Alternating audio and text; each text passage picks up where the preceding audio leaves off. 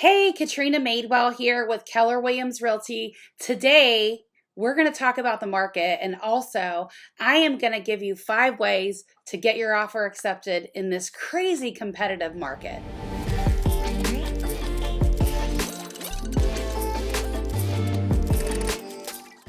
Five ways to get your offer accepted in this market.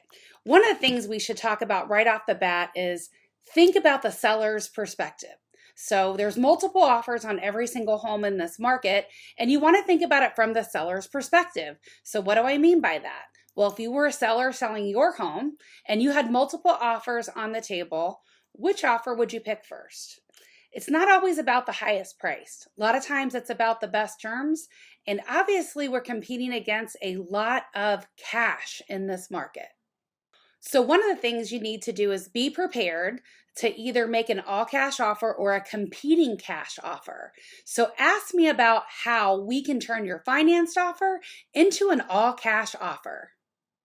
Number 2, get your inspections done ASAP. So one of the things you can do to make your offer crazy competitive is to get your inspections done within 3 days or less. So one of the things you could do, and we have got all the connections you would need to basically get that inspection on the inspector's calendar before your offer ever even gets accepted.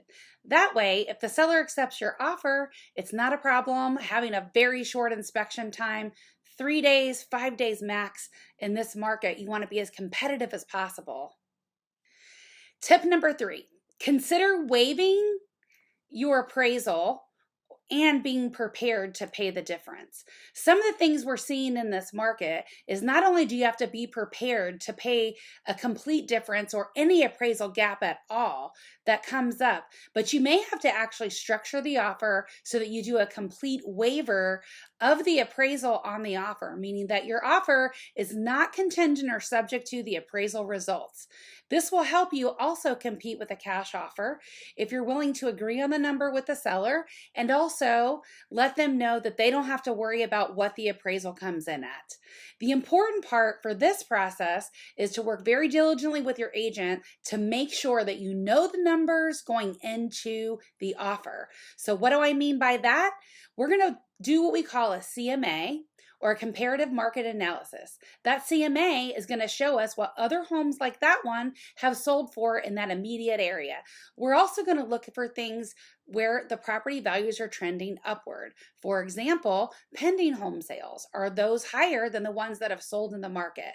That will be a very good indicator of where we need to be. And you can dive in a little bit further with us or your agent on that to look at different things like when is that supposed to close? That may determine when you would want the appraiser out there to use that one as a comparable home sale. Just recently, I had one that was priced in the 500s. And when I looked at the pending home sales, I printed it out to go into a listing appointment. The highest one I had was almost 600. And before I even could get to the property to talk to the seller about it that evening, it was already marked sold in the MLS for 600,000. And all of our prior home sales were really in the high 4s, maybe low 5s, but there was 3 pending that were all in the mid to high 500s and one that had just sold at 600. So it's really important to know the numbers and know the direction of that particular community and the market and which way it's trending. Tip number 4, even if you have a financed offer, you can actually make a cash offer on the property without a contingency to get financing. Now, some buyers may say, isn't that risky to make an all cash offer without a finance contingency? What happens to my escrow deposit if I don't actually get a loan? Those are all valid points that you definitely want to talk through with us or your agent regarding that. And the thing that I can tell you is you have to look at the market. Is it more risky to wait and let prices and rates continue to increase versus taking a risk to actually get your offer accepted and lock in on today's prices and interest rates? What I can tell you is many people are very strong financially, credit-wise, they've had their job for a long time. So really there's little to no risk with regards to the finance contingency. It's just something that makes the buyer feel good.